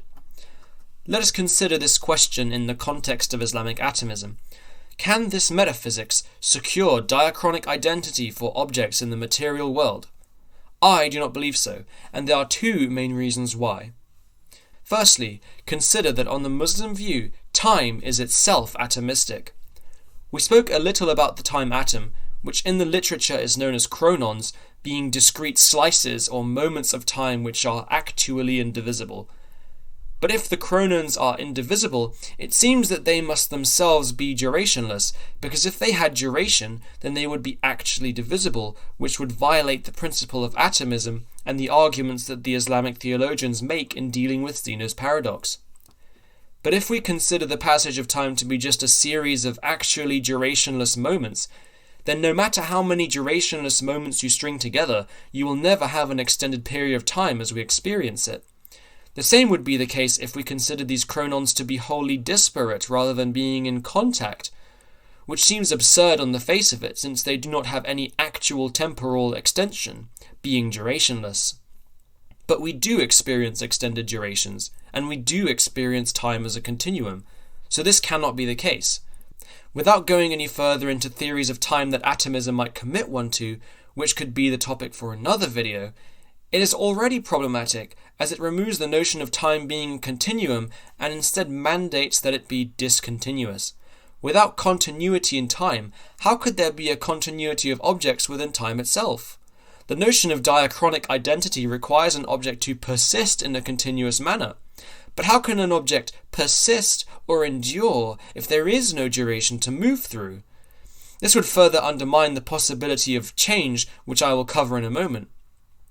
But putting this problem aside, the Islamic atomist, on a charitable interpretation, seems to want to posit that bodies, which are the composites of atoms, are what God causes to persist, while it is all the qualitative properties or accidents of these bodies which are continuously created, annihilated, recreated, and reannihilated. There were actually debates over whether God has to explicitly command the accidents to be annihilated, or simply not commanding them to exist would automatically lead to their annihilation. This discussion is tied into the Quranic notion of kun fayakun, be and it is. In fact, al-Juwayni criticizes the Mu'tazilite theologian al-Nizam for positing that bodies were also annihilated and recreated. Quote, in al-Juwayni's account, this view of al-Nizam leads to a position which is not compatible with the necessary knowledge. It would lead to absurd situations in which two individuals who discuss with each other would not be the same persons at the end of the discussion, since they are renewed in time. Unquote. As you can see, the leading master of the two holy cities recognizes that there is a problem of diachronic identity being raised. But allowing for bodies of atoms to persist while not allowing the persistence of their corresponding accidents, for example, all the intelligible qualities including color, solidity, odor, knowledge, and many others, including perhaps even the soul, is not going to secure diachronic identity, even if these accidents are said to be somehow renewed as opposed to recreated. Consider the apple on the table once more. What makes it intelligibly recognizable as an apple? Well, all those properties like its greenness, apple smell, waxy skin, sweetness, etc., of course. So we cannot meaningfully say that the apple persisted, rather only a qualityless composite of atoms did, because a qualityless composite of dimensionless particles is not an apple. Granted, the Islamic atomist position, unlike the Democritean position, did posit that qualities were not purely dependent on the mind, as we have discussed. This commits Islamic atomism to a certain realism about qualities, which I think is commendable, but does not solve the fundamental problems in the atomistic system. Moreover, consider that if we were to attempt to make the atomic composites the bearer of the identity of a thing such as an apple, it seems to me this would require a commitment to mereological essentialism. Mereological essentialism is the view that a given object is essentially composed of its parts. Now, I think that positing atoms as the only true substances, which we will cover later, would disbar this view, but let us consider it. The identity of the apple is borne by the body, which is a composite of a finite number of atoms. Let us call this a set of atoms, A1, A2, A3, and so on. But the identity of the set itself is purely determined by its members, since there is no other unifying principle to the body simply considered. To clarify this, consider you own a collection of 10 precious stones and someone stole one of them. You would no longer have the identical collection that you started with. This means that if an atom was added to or removed from this set or collection, it would be a different set and therefore a different composite of atoms and therefore a different body. This would mean that any quantitative change in the apple's atoms would necessarily mean that we have a new apple. Does it seem plausible to assert that if you remove a part of the apple at T1, no matter how tiny, that there is now a completely different apple at T2? And the original apple has not persisted in any sense? Or that if a splinter falls off a table, the table did not persist through that change? Well, if the atomist wants to make an individual body the bearer of diachronic identity, it seems to me that the metaphysics would demand such a result. Given these arguments, it might be responded that we could consider the composite of the atoms arranged apple-wise plus the apple-like qualities to be a unified bearer of identity. But this does not help the Islamic atomist because, as I have already mentioned, the apple-like qualities are continuously being annihilated and created by God, and therefore do not persist given our previous analysis of atomistic time. Moreover, in virtue of what would one set of atoms and qualities count as an apple at the next moment in time rather than a slightly different set? It seems that there is no objective principle to pick one set of atoms over another set to count as the table in any future moment of its existence. If these arguments succeed, then we can expand the scope of these problems and have them applied to more important things, such as to persons, as al-Juwayni has already identified, since persons are just a composite of atoms plus associated accidents. The argument al-Juwayni makes is that if there is not a person who persists from moment to moment, then necessary knowledge and reasoning are undermined. Why? Because persons would not have a single abiding mind that can entertain concepts and reasoning, which would mean that when a person believes a premise at T1 and draws a conclusion from that premise at T2, there is not any real connection within the reasoning process between the premise and the conclusion, because two completely different persons are entertaining both thoughts. Dr. Edward Fazer, a professor of philosophy at Pasadena City College, points this out well. Quote, "If the person who had the second thought were not the same as the person who had the first one, there would not be any reasoning going on, any more than there would be if, say, Donald Trump had the conscious thought that if P then Q and P, and Hillary Clinton had, a moment later, by sheer coincidence, the conscious thought that Q. Nor would there be any reasoning going on if the same one person were incapable of losing one attribute, having the conscious thought that if P then Q and P, and gaining another, having the conscious thought that Q." Unquote. Furthermore, the scientific method itself would be undermined even when this is merely applied to objects. Suppose as a scientist I wanted to test if a piece of plastic melted at a certain temperature. At T1 it is solid, and after heating it, it turns liquid at T2. It would be a completely pointless observation if the plastic at T2 were a completely different plastic to the one at T1. I would not have observed the plastic undergoing any change, and therefore could not conclude that the plastic really melted at the temperature I was investigating. There is a more sophisticated defense of such a view of diachronic identity called temporal parts theory, but this view is hardly uncontroversial, and there are problems associated with it too. However, given al-Juwayni's critique of Nizam and the atomistic view of time, I am unsure as to how an Islamic atomist could appeal to temporal parts theory. Moving on to another problem in this philosophy of material constitution is the virtually complete abolishment of essential properties and any notion of natural necessity. Recall how Abdul Hamid Sabra had noted that there were, quote, no natures or natural powers or forces, no forms or essences or necessities, unquote, under the Islamic atomist scheme.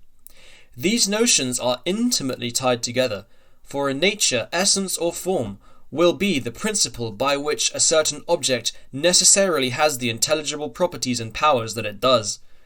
Dr. David Oderberg, professor of philosophy at the University of Reading, explains this well, quote, "No property of a thing is part of a thing's essence, though properties flow from the essence. The idea that properties flow from real essences might seem stranger than it is.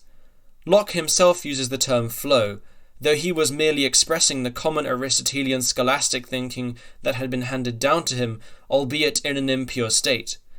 Leaving aside the question of miraculous intervention, and so using essence and nature interchangeably, we can say that properties flow from a thing's essence in the sense that what it is metaphysically guarantees what it does. It is because humans have the rational nature they do that they can engage in certain kinds of thought, and it is because diamonds have the nature that they do that they have such a high hardness index, and so on, unquote. This is the case, as I would argue, that the apple, diamond, human, and so forth are all more fundamental than the microparticles in the scientific sense that constitute them, whereas for the atomist the reverse is true, as they engage in a reductionism of the macro entity to the indivisible particles, such that the only true substances are the indivisible propertyless atoms. All other properties are merely accidental and therefore not essential. There is nothing about such and such body of atoms that guarantees that the body in question will have the properties it does. In fact, the only guaranteed properties are that of the atom itself, namely its indivisibility. There were, in fact, debates over whether or not Allah had the power to divide the atom. Dr. Dhanani elucidates, quote, "It seems then that the Basrian Mutakallimun regarded these fundamental irreducible entities to, in the strict sense, be the true things or objects of our world, and its ultimate principles, which have essential attributes and to which the term that is applicable. In falsafa context, on the other hand, that denotes substance or essence. In keeping with the essentialist metaphysics of Aristotelianism, essences comprise not only the irreducible material entities of the world, but also other objects of knowledge, for example triangles, which are purely mental objects, as well as compound objects like chairs, horses, and men. Moreover, essence also denotes a universal quality, say triangularity, chairness, horseness, or humanity. By contrast, that, in the kalam context, denotes a concrete individual." Unquote. So the objects of our world do not have essential properties that are guaranteed by the nature they have. This is to say that atoms and bodies of atoms really do not have any essential properties. There is nothing about the atom composite itself, in virtue of which any of its properties would be essential, because all of its properties are determined by the properties and relations of the atoms. But the atoms themselves have no essential properties or relations beyond indivisibility. This entails that beyond atoms there aren't any real essences. The object I see before me that I would call an apple isn't an instance of a kind apple, but rather just a bunch of atoms arranged apple-wise with apple-like qualities, which is the concrete individual or essence, as Dhanani says. Furthermore, this begs the question, under the Islamic atomist scheme, can we even impute the notion of apple to any particular object in the world, since such an appellation is by necessity arbitrary and nominal? Atomism is committed to the view that there are no intrinsic and universal determining principles for what properties any given object essentially has, as well as there only being individual particular atoms composed to form bodies with their particular properties. This, coupled with the rejection of any kind of causation except God, who extrinsically determines these properties, it is difficult to see what could be a real unitive principle between two objects that share something in common. This would seem to commit the atomist to a form of nominalism, which denies that universals are real. In fact, of the many philosophically erudite Muslims I have engaged with, the overwhelming majority have espoused nominalism, which accords with their normative theological tradition. The debate between al-Ghazali and Ibn Rushd has often been characterized as one of nominalism versus realism. The orthodox Sunni position sided with al-Ghazali in favor of nominalism and rejected the realism of Ibn Rushd. Given this situation, it is fair to pose the question of the unity problem to the atomist. The unity problem seeks to inquire how metaphysics accounts for the existence of objects that display a unified characterizing group of properties and activities which indicate an element of seemingly real, that is, mind-independent unity. The nominalist, in keeping with his desire not to introduce real universals, will respond that what is actually the case is that we apply general names and words to many things. For example, we apply the term dog to various objects, but there is no such thing as dogness or what it is to be a dog. This obviously raises the question of why we apply the term dog to just the things we do and not other things, and it seems hard to see how the answer would not be that they really share dogness in common. Though the nominalist might seek to avoid this by saying the reason we label different things dog is because they resemble each other, without explaining in what way they resemble one another. Whatever response given by a nominalist will always be insufficient. Isn't it clear that they resemble each other by virtue of their dogness? According to the nominalist, we say Fido and Rover resemble one another, which is why we call them both dog. Peter and Paul resemble one another, which is why we call them both human, and so on. But notice that in this case, as you can see, we have multiple instances of the same universal, namely resemblance itself. Consider the Fido and Rover pair being an instance of resemblance, and the Peter and Paul pair as another instance of resemblance. These two pairs would share an instance of resemblance because they each resemble one another with respect to their resemblance. This would mean that resemblance is itself a universal. Again, the nominalist might, as before, respond by saying that we only call them instances of resemblance because those pairs resemble one another, but this just pushes the problem back a step, because then these instances of resemblance resemble other instances of resemblance, leading to a higher order universal of resemblance. This will go on and on in an infinite regress, with the nominalist being incapable of specifying how objects exhibit real unity. Another problem is that nominalism undermines any foundation for communication between minds. Consider that when you and I think of dogness, or what it is to be a dog, we are each thinking of the same concept, the same universal.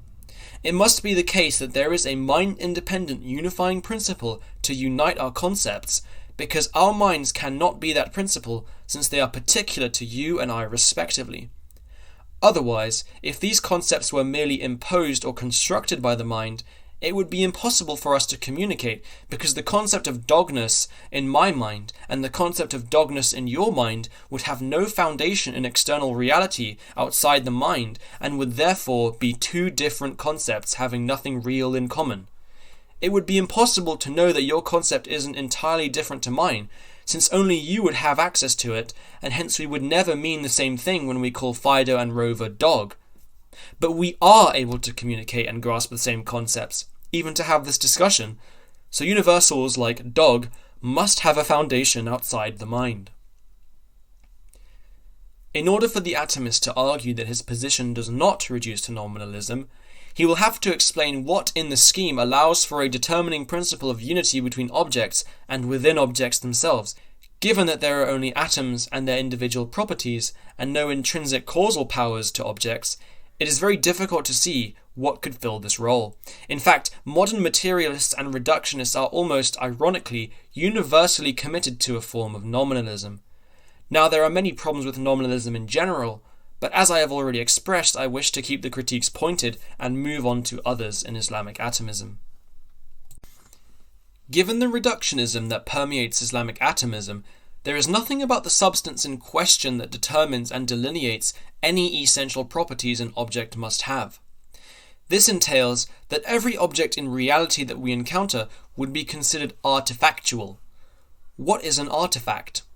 The most helpful way to understand what an artifact is by considering what a non-artifactual or natural object would be. A natural object is an object whose properties are intrinsic to it and flow from what it is. An artifact is an object wherein there is not such an intrinsic principle of its characteristic behavior, and its behavior is reducible to the natural objects it would be made of. Dr. Fazer explains, quote, "We can illustrate the distinction with a simple example. A liana vine, the kind of vine Tarzan likes to swing on, is a natural object. A hammock that Tarzan might construct from living liana vines is a kind of artifact, and not a natural object. The parts of the liana vine have an inherent tendency to function together to allow the liana to exhibit the growth pattern it does, to take in the water and nutrients, and so forth. By contrast, the parts of the hammock, the liana vines themselves, have no inherent tendency to function together as a hammock. Rather, they must be arranged by Tarzan to do so, and left to their own devices. That is to say, without pruning, occasional rearrangement, and the like, they will tend to grow the way they otherwise would have had Tarzan not interfered with them, including in ways that will impede their performance as a hammock. Their natural tendency is to be liana-like, and not hammock-like. The hammock-like function they perform after Tarzan ties them together is extrinsic, or imposed from the outside, while the liana-like functions are intrinsic, or immanent to them." Unquote. In the case of objects from the vantage point of Islamic atomism, that those objects are an apple or a diamond is accidental and extrinsically imposed on the atoms by God. There is no principle intrinsic to any given object which makes them what they are. This leads to the question of what kind of teleology, if any, exists in the world of Islamic atomism. Teleology concerns the ends to which an object naturally tends towards. Well, we already know that there are no intrinsic determining principles of activity for objects we encounter in the world on the atomistic view, which leads to the conclusion that there is no immanent teleology inherent in objects. For example, a match naturally tends towards combustion, an acorn naturally tends towards growing into an oak. Any teleology that could exist would have to have been extrinsically imposed by God onto objects in the world, reaffirming the original point that on atomism, every object we encounter in the world is part of a world of art, God's art.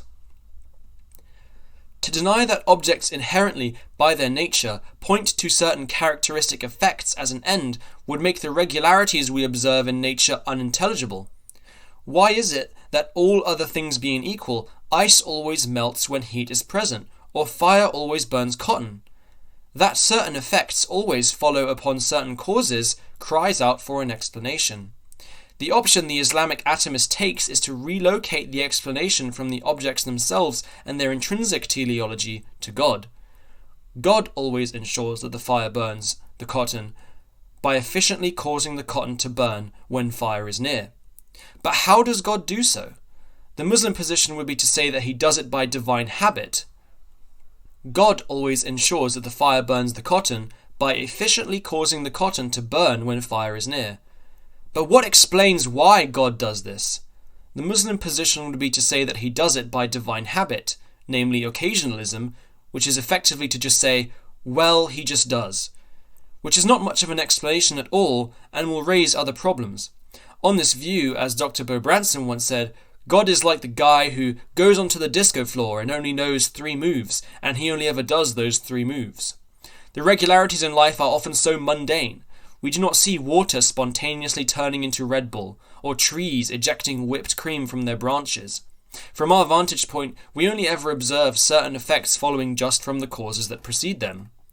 In other words, for the atomists, there is nothing intrinsic or immanent about the objects themselves to necessitate just the effects that we observe. That it would all be imposed by God extrinsically to the objects themselves. This, of course, leads to a denial of secondary causality between objects in the world, relegating all causal power and agency to God alone, which just so happens to fit oh so very nicely with the occasionalist doctrine that Islam is committed to, which is the core doctrine specifically utilized to refute the Mu'tazilite position. This is a result we have gone over already with regards to the motivation, but we can see the Kalamic cosmology is not by any stretch of the imagination random. Rather, it is interconnected and deliberate.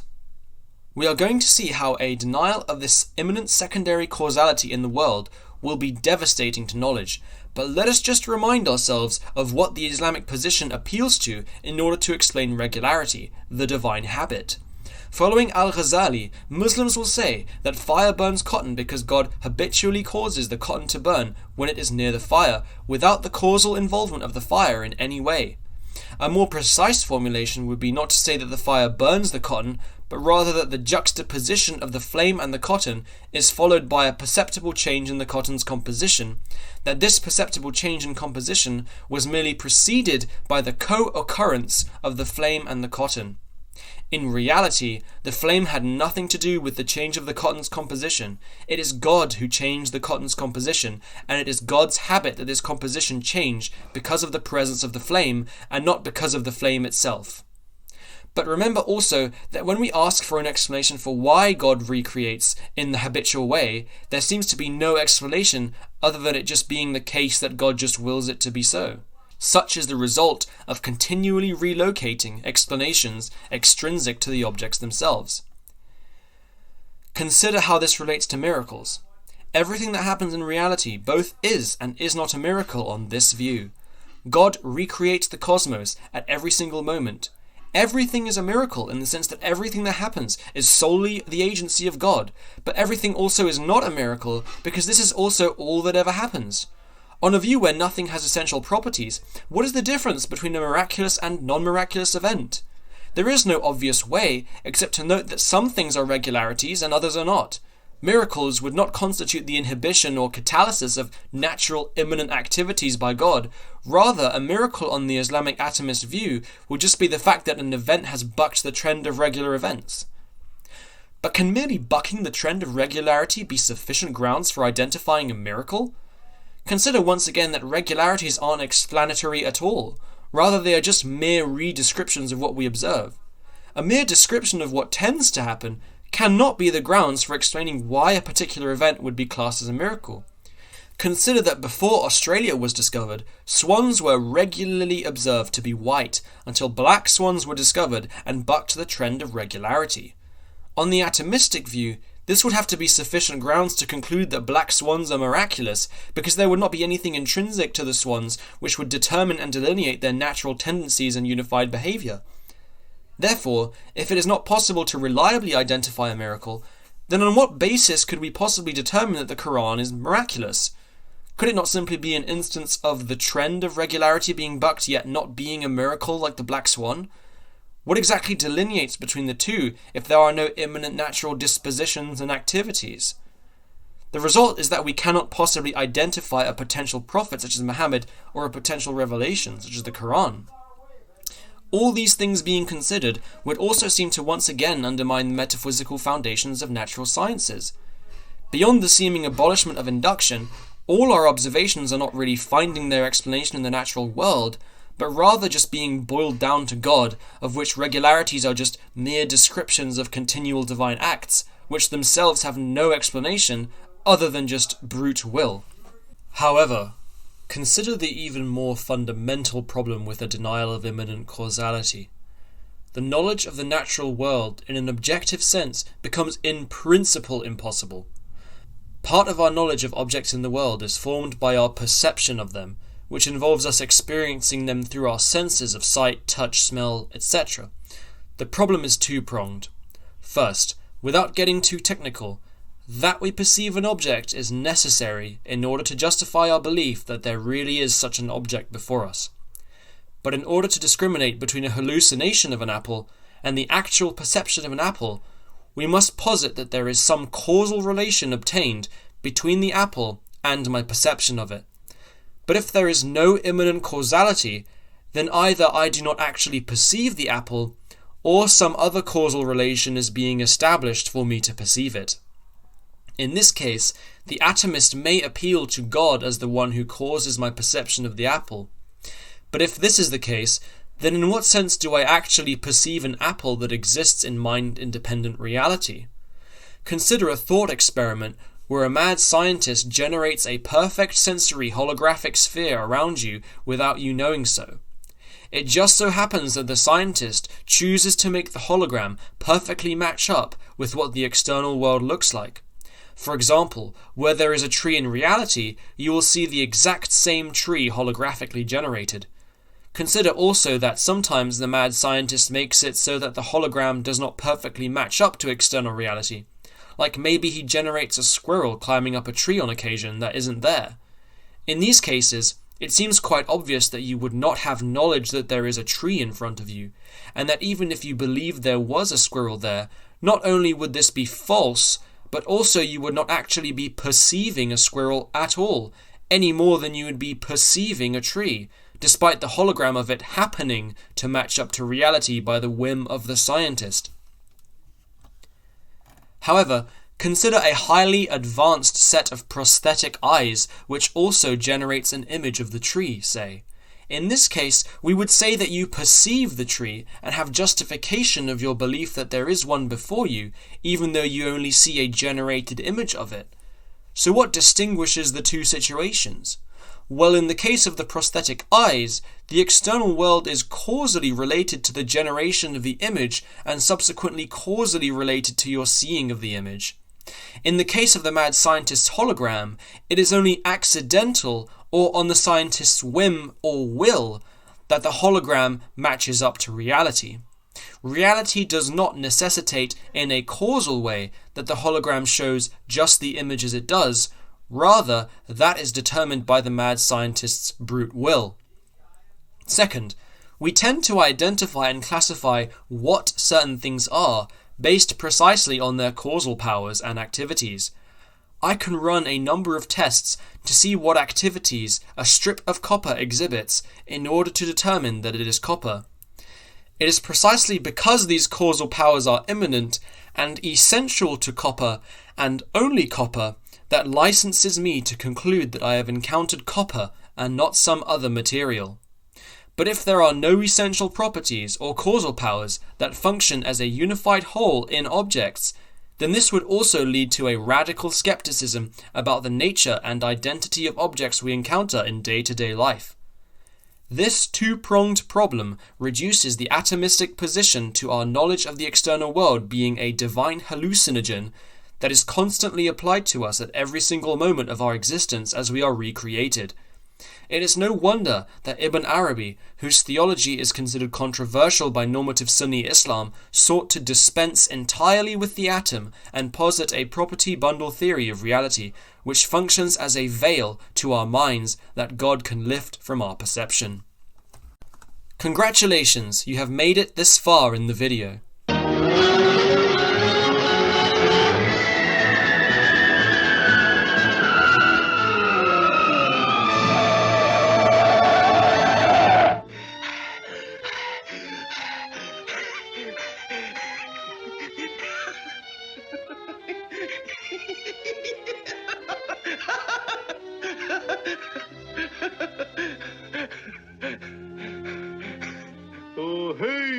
Speedy. What capture? You blankety blank title. In conclusion, we have investigated the metaphysical ontology of the orthodox Sunni theologians. We have traced out what is thought to be its origins in both Greek and Indian sources. We have also provided reasons for why the Islamic theologians chose this particular metaphysics over any other that were on offer in antiquity, and we have provided reasons why one should not believe such a metaphysics. I will finally leave the question hanging as to what sort of material ontology could accommodate the mandated belief in occasionalism as part of the Islamic revelatory deposit. But it seems that according to the orthodox Sunni Mutakallimun, to preserve the doctrine of Tawheed required the doctrine of occasionalism, and occasionalism requires a particular material ontology which seems to be best satisfied by atomism or bundle theory. Hence, it is fair to suggest that a rejection of atomism, aside from being a departure from the traditional Kalam cosmology, could indirectly tarnish the purity of Tawheed. This grand occasionalist scheme is what will be studied in follow-up videos by Kai, where the abolishment of immanent natural causality and its relegation to God is explored in detail, as well as its ramifications and attempted defenses by modern Islamic theologians. Thank you very much for watching. Please consider becoming a member. Remember to like, share and subscribe, and we look forward to producing more videos in future with your help and support.